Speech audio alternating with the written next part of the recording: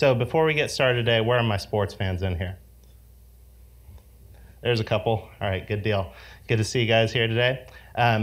Also, the views and opinions expressed in this presentation are not affiliated with Ball State. I do work here, but I'm not really connected with that at all. So, when I started doing the research for this project, I inevitably ran into some recurring names that were appearing in the articles that I was looking at, so I want to talk to you about those. So first of all, the gentleman up here is Ed O'Bannon. He played his basketball career at UCLA. He recently came up in the news because he sued the NCAA. Big shocker. He sued them because they were using his likeness without his permission. He found this when he was playing the video game NCAA 2005 with his nephew. And his nephew said, "Hey, Ed, that looks like you in that game." And he said, "Well, yeah, it is." And turns out it was. He sued the NCAA and he won. The ruling from this case impacted collegiate athletics in the fact that institutions across the United States were now able to finance student athletes up to $5,000. Some institutions can afford this, others cannot. The next individual I have up here is Shabazz Napier. Last year in the tournament, March Madness, we recently got through that. Sad to see Wisconsin lose this year. He came out and said that he was going home hungry some nights. So this was huge as they were the front runners to win the tournament, which they eventually did. So this was on the national stage. He was coming out and saying he was hungry. So the NCAA fast-tracked this issue. 2 weeks later, the issue was resolved. And student athletes, rather than just getting the 3 meals provided per day, were then afforded unlimited meals for whatever the institution could provide. Some institutions just simply don't have the money to do that. And then the president of the NCAA, Mark Emmert, came out and said, well, now Shabazz can get room service from his bedroom. The last individual up here is Mary Willingham from North Carolina. She is the whistleblower for the phony courses at North Carolina in the African American Studies program. She recently wrote a book called Cheated, and I'll be talking about her in just a minute. All right, so here is the case that athletics are undermining the true purpose of higher education. So before we get started with this, we have to look at what is the true purpose of higher education. So Phyllis Wise, the Chancellor of Illinois, says that we must provide students with the tools necessary for gainful employment. Some would argue that athletics are doing this, even if they do stay in college for just 1 year, which is what college basketball rules are. They're able to go on to the professionals and still earn a good living. However, the figures from the NBA and the NFL, the two predominant professional organizations, say otherwise. The figures are approaching on the 70% mark for bankruptcy 1 to 2 years after they retire. So that is not gainful employment in the sense that they're not having long-term employment. If we return to Mary Willingham, when she was a success strategies tutor at North Carolina, she encountered a student who could not read or write. So within the sphere of academics, the biggest stigma against athletics is that they're getting the easy track, whether it's an easy schedule, easier courses, they get extra help, whatever it may be. So this is a huge problem within collegiate athletics. If we delve deeper into this, the spending is completely out of control. The Delta Cost Project estimates that athletic departments spend 3 to 6 times as much per student athlete that they do on full-time equivalent students. If we look at the SEC, the Southeastern Conference, they spend 12 times as much per student athlete compared to the FDE student. Specifically, numbers-wise, Knight Commission says that that is $287,000 per scholarship student athlete compared to full-time equivalent student. If we break that down, it's roughly $24,000 per regular student. So, what about locally here at Ball State? We have a relatively small athletic budget, $17.8 million. We are financing this through NCAA allocations, donor contributions, concession sales, over $1 million in paid incentives to go to Army in Iowa, and in both cases to lose, unfortunately. This is a common practice by institutions to make money, complete their schedule, and draw some prominence to the institution. Pair that with private gifts, paid parking, school general funds, and other sources. What do you guys think? Are we even? Not a chance. There still remains an $11.6 million shortfall within our athletic budget. So how are we going to pay for this? That's a lot of money. How many of you today are students? Show of hands. You're the lucky recipient. You'll be paying for it. And the hidden student services fee is where you're going to get hit with it.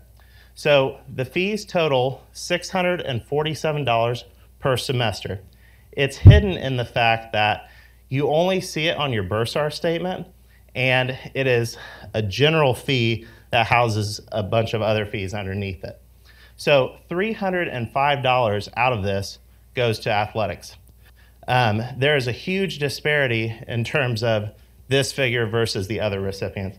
You can't quite see it up there, but Emmons receives $16, the Student Center receives $35, and Late Night, the student organization for their Saturday parties, receives a measly $9. So this is how we're going to make up for it.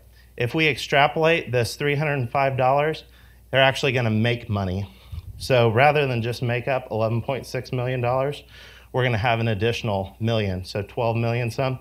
This is going to be used to finance new facilities, maintain the existing ones, and if we need to add extra staff positions.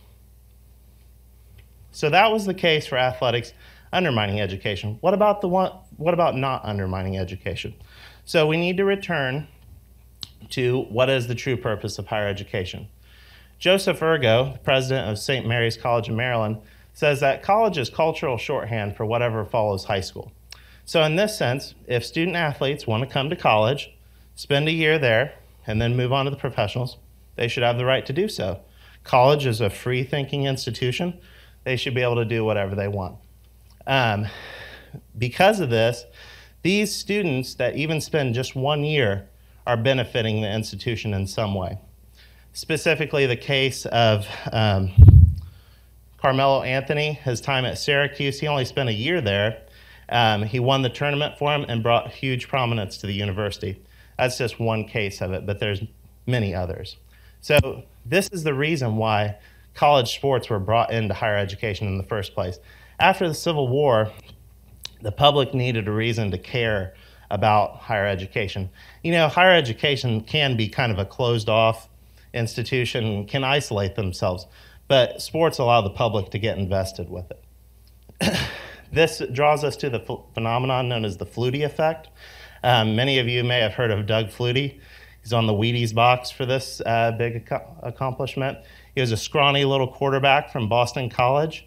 In the closing moments of a big game against Miami, he was able to make a Hail Mary pass and win the game for him.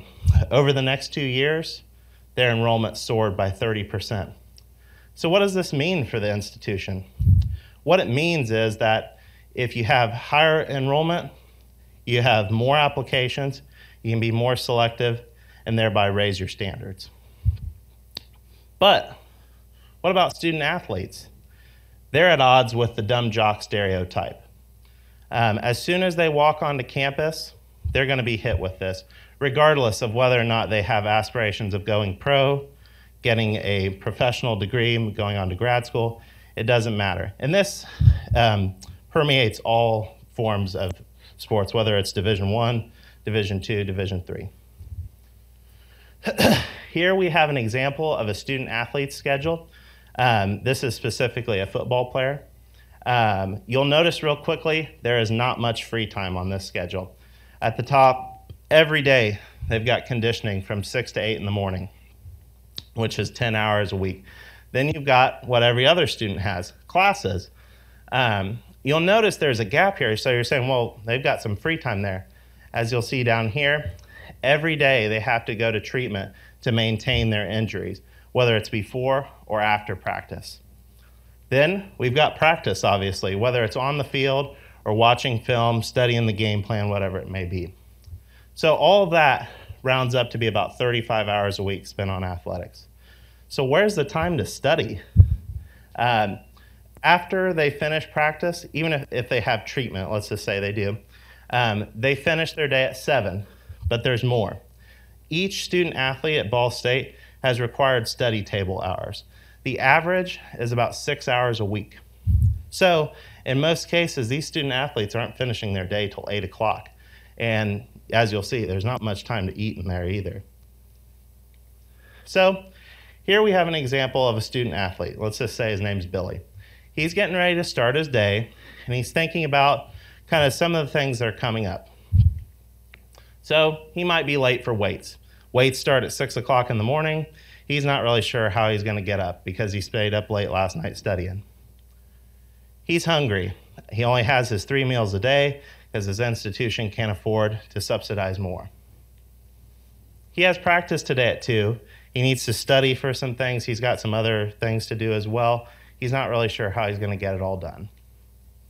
He needs to pack his bags. One thing that the student schedule doesn't accommodate for is game days and traveling days take away time from academics and then also their personal time for study.